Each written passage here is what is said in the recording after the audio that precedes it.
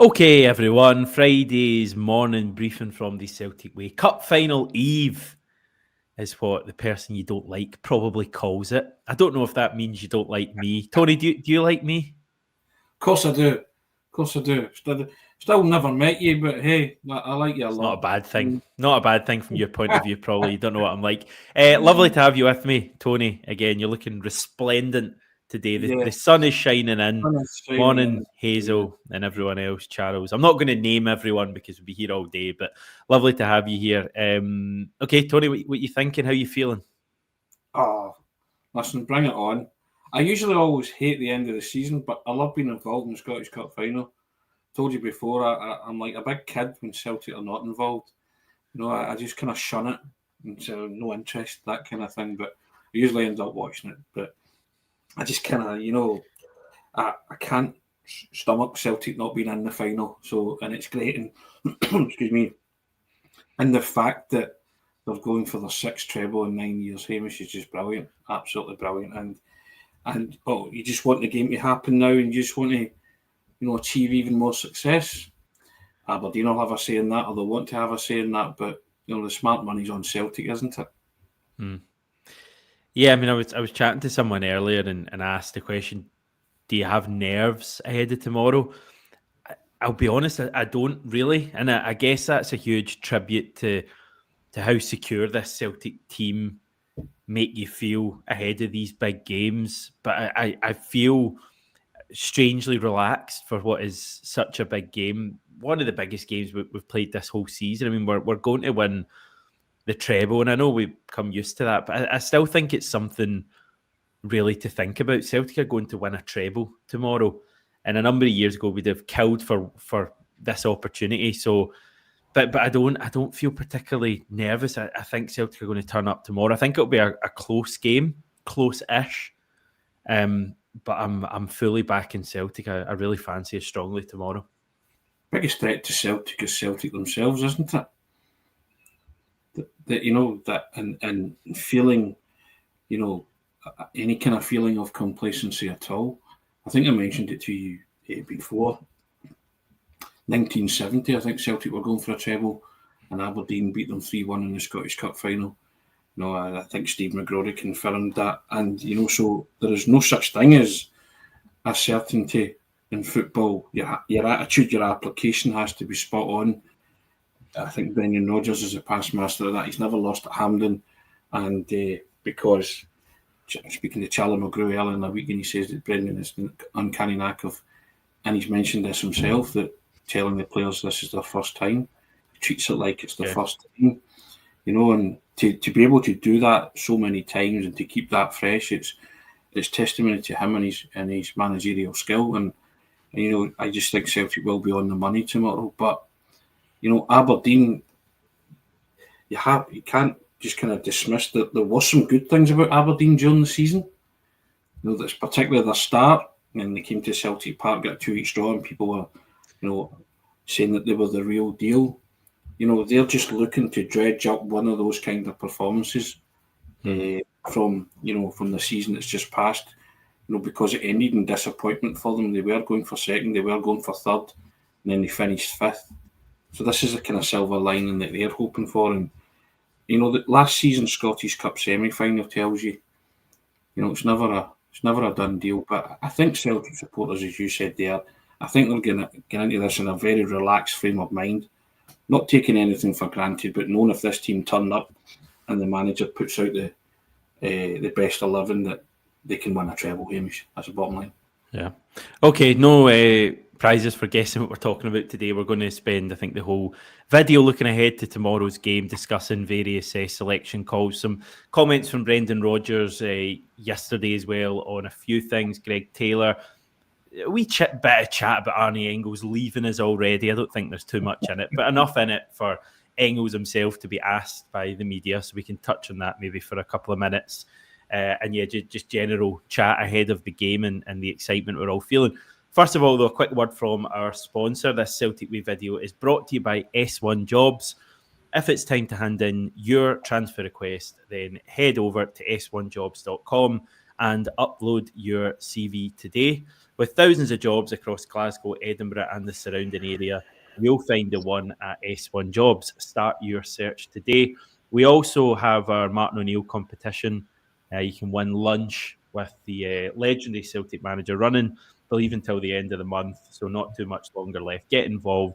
Of course, the main attraction here for me is the 6 months of access for the Celtic Way for £1. 6 months, that's half a year, don't you know, for £1. Very, very, very good stuff. And there's loads on there at the moment, Tony.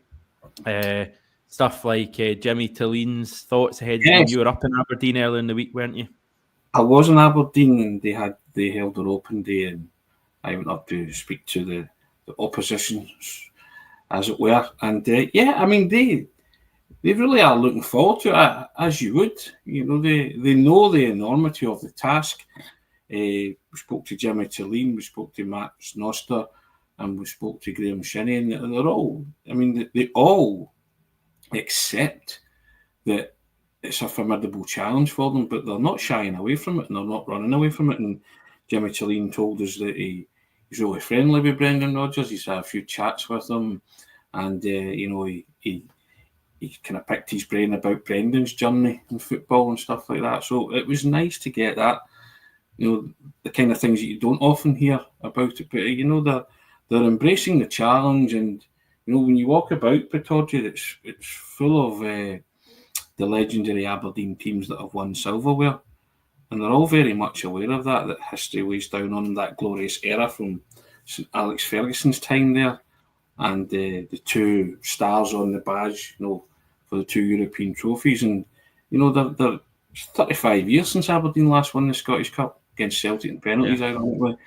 And so they're feeling the kind of weight of history pulling down on them, and they want to add their names, because all the players who have won stuff, their names are adorned on the walls and pictures and all that. And there was very much that feeling that we want to join them, we want to be legends like them. And cup finals, as everybody says, they are one-offs, and so they're not brimming with confidence, but there's certainly an exuberance there, and they're thinking, do you know what, one last hurrah for the season. We are a good team. We've shown earlier in the season we're a good team, and I don't think they're not buying into that it's a foregone conclusion that everybody sees, or everybody's talking about. So and why would they? And without going over pretty commonly tread ground of recent weeks, there's been a lot of finals recently, haven't there? And I think virtually all of them have gone the way of teams probably not fancied, or certainly underdogs, whether that be slight underdogs or heavy underdogs. A lot of long barren periods ended as well. When you think of Spurs and Crystal Palace and Newcastle, I think Bologna in Italy. So plenty of evidence there. I said this yesterday. Plenty of evidence for Brendan Rodgers to go to in his pre-match chat to the players.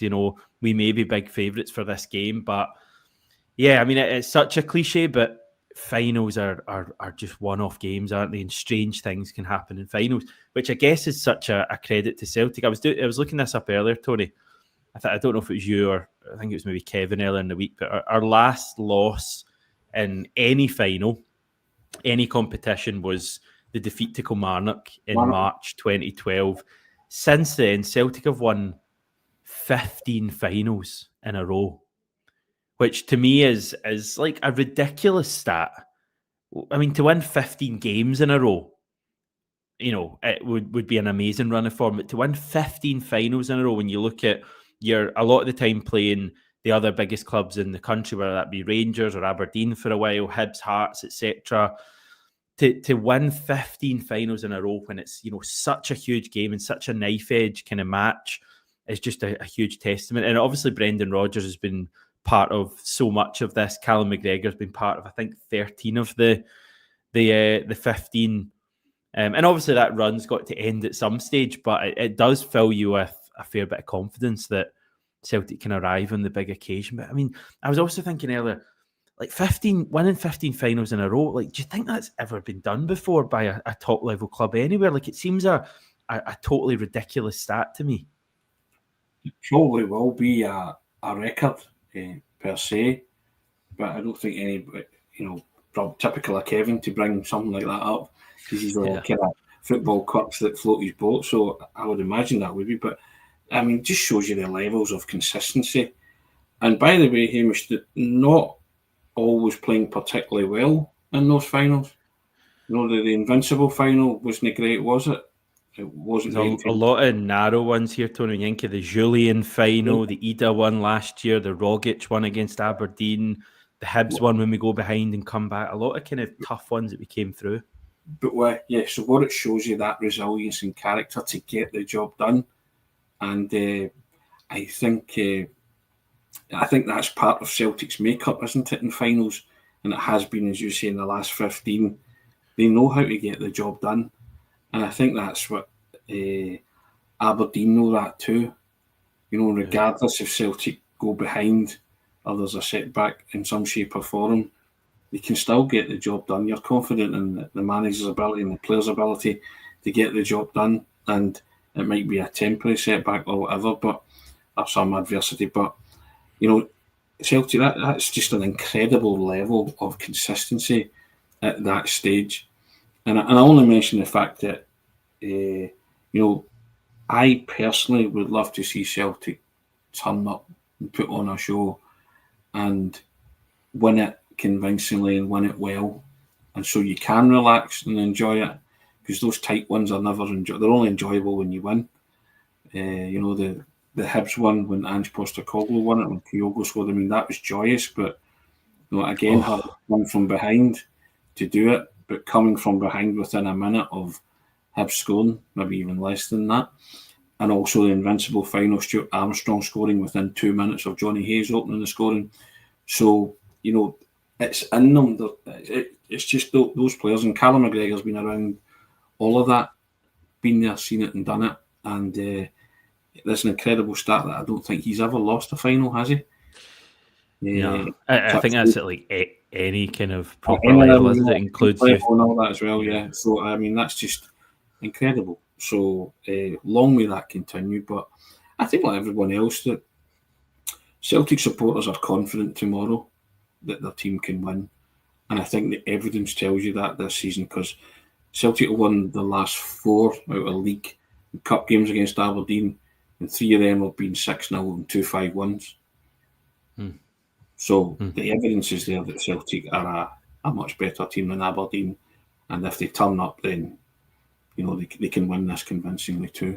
Finals don't always follow that pattern, but I think it's a general rule of thumb that the better team wins, don't they? Yeah, something tells me tomorrow's going to be a real tough one. I think, you know, people might be talking Aberdeen down a fair bit. Yeah, McGregor hasn't lost a Hampden final. I think that definitely rings a bell. Because it includes like the Youth Cup final and stuff. But yeah, I think Aberdeen, as much as we look at their recent form and they're struggling, and if this was a league game at Celtic Park, you'd be, you know, really fancying it strongly.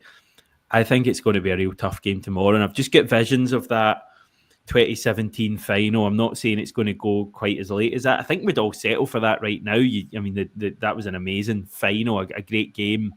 I've just got visions of it being that kind of match. I think Aberdeen will really raise their game.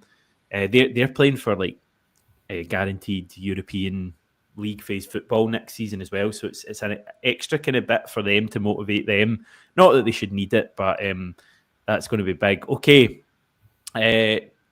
Plenty of chat from Brendan Rodgers yesterday on a number of things. He did speak a bit about some potential selection calls that he'll have to make. I think there's 2 really, aren't there? There's Paulo Bernardo or Luke McCowan, and there's James Forrest or Nicholas Kuhn. Just quickly, do the other 9 positions, are they sorted? Is there anyone else that you think could come in the other 9? No, those 9 are sacrosanct, aren't they? They start for me. So James Forrest and Johnston. So you go Casper Johnston, Carter Vickers, Scales, Taylor.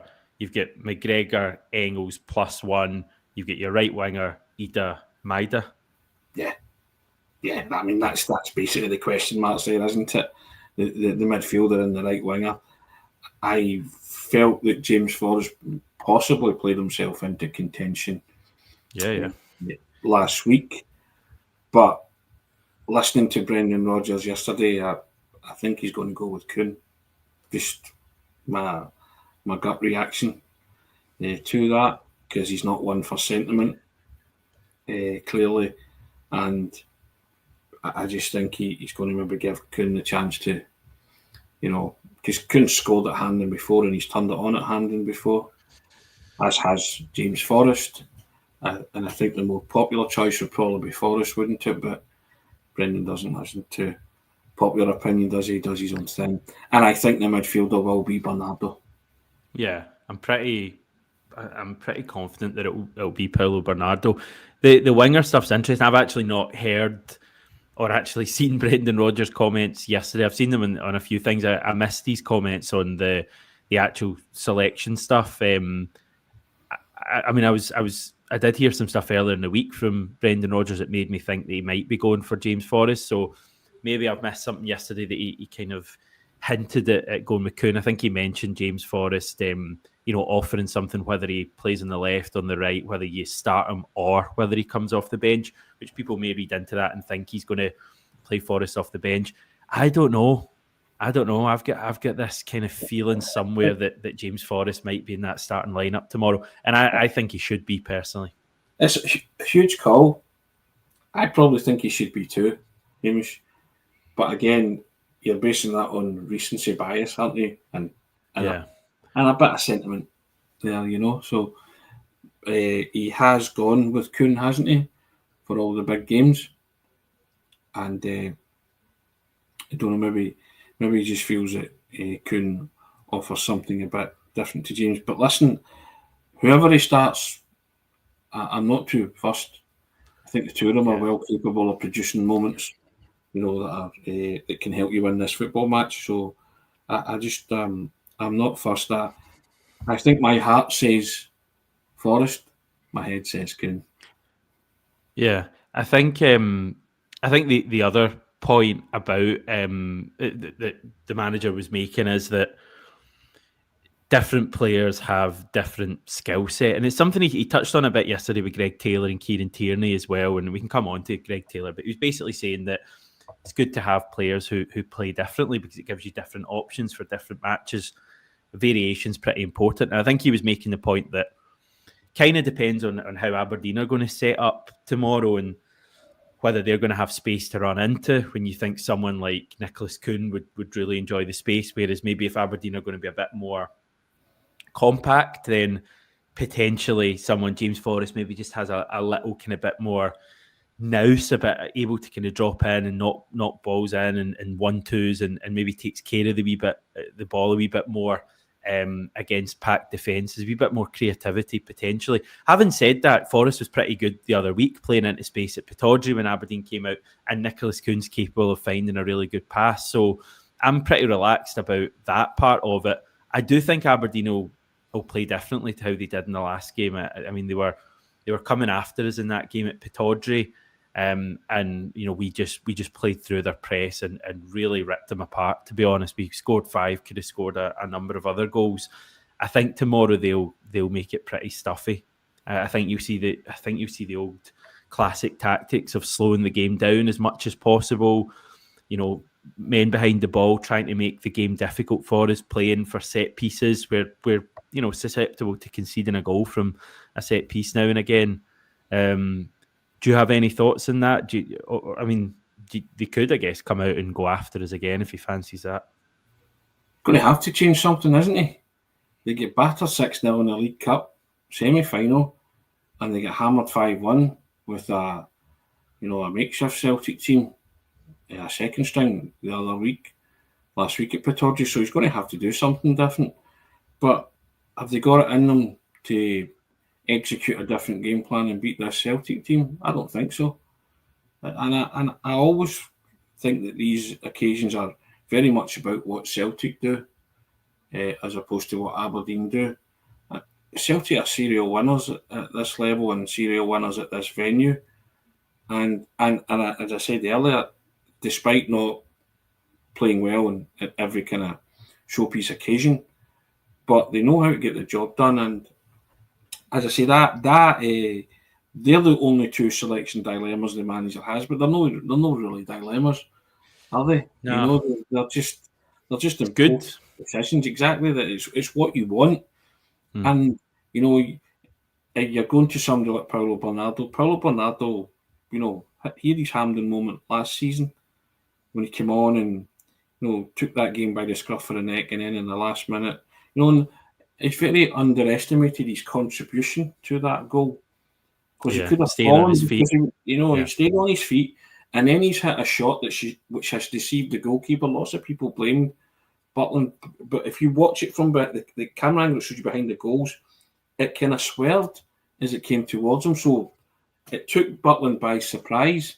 And like every good striker, Adam Weeder was in there as soon as he parried it. But that doesn't happen if Paulo Bernardo goes to ground and thinks, I'll play for the free kick, and you can launch it into the box for the Hail Mary in the last minute.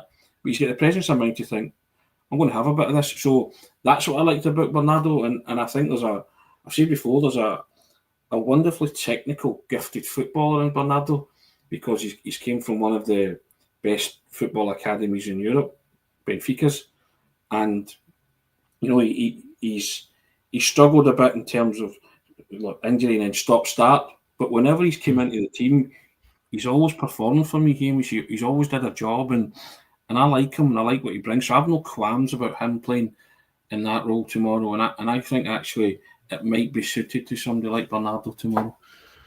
I'm just really wanting to see him, take the game by the scruff of the neck. What's this? Dies in, he'll get a good rest. Oh, no! You've broken my heart, Celtic way. I've got tickets. Get tickets for Australia-Japan next week. And I was hoping to see Dyson, and he's not in the squad. And Rio won't be either, will he? No. People can clip this. This is sadness in my eyes. You've actually. I'm assuming that's John. I'm assuming that's John back in the comments. So, John, you've ruined my month, mate. You've ruined my year. I was buzzing to see Dyson, and he's not even in the squad. Don't even know how. Will Kyogo be there? Don't know. I've not seen the squad yet. We're on this with you, so fella. Thanks for that. I'm genuinely quite distraught there. Anyway, I'll get over it. Dear oh dear. I'll get to see a nice game, and I can support the Aussies now anyway. The point I was going to make going back, when you're talking about Paulo Bernardo, when you're saying about staying on his feet, and I agree with you, he didn't start that game though, did he? He was a sub in that final. If that's someone starting the game, I think there's a fair chance they go down there, 89 minutes in their legs, whatever. And also Adam Ida's onto the loose ball. Again, maybe a starter there isn't quite as alert. Point I'm making is it's two subs that give you that major moment last year. Shows the value of where we're talking, and we get so focused on who starts. Is it Forrest? Is it Kuhn? Is it McCown? Is it Bernardo? But whoever doesn't start out of those, and guys like Yang off the bench as well, they're going to have a big part to play. And last year's final shows that. Okay, it might not be to quite the same extent this year, but subs are going to be important tomorrow. Yeah. The point I'm also making is that those two that you mentioned have been over the course and distance, so they know what's required. You know, they had an impact as a sub. So if they start, then go and impact it from the start and be, make yourself a hero again if you can in any shape or form, and totally take that on board that both were subs. But the thing about the two of them when they came on is they were desperate to make an impact in that match, and they did so very late on, as late as it can be, to be fair. And but I'm just talking about that whole Hampden experience, having that in your hipper and knowing what it's all about, as opposed to it being their first final, whether they start or they don't, or they're coming on. They've got that experience in their locker. They know what's at stake. They know what's involved, and there's nothing new to them tomorrow. Just the opposition per se in a final, but the whole occasion, nothing will face them, and that's what I like about the players that are coming in, Hamish. These guys are just like, right, and they know the demands, they know the expectations as well, and I've no qualms about any of them living up to that. Tomorrow, I think, is Greg Taylor's 216th game for Celtic. Is it his final game for Celtic, Tony? We've been asking that question for long and weary, haven't we? And Brendan Rodgers keeps always say the same thing. The door's always open, or it's not closed. So, we will find out in the fullness of time, won't we? I think because the treble's at stake, they've kind of benched or parked some talks. But I would imagine as soon as this game's finished, and I think the manager said it himself, when there's a wee bit more time to sit down and thrash something out them, it'll get done. It'll either get done or it won't get done next week. We will find out more next week. But if it is to be his last game, then I think he goes with every Celtic supporter's blessing and best wishes. He's been an excellent servant for the club.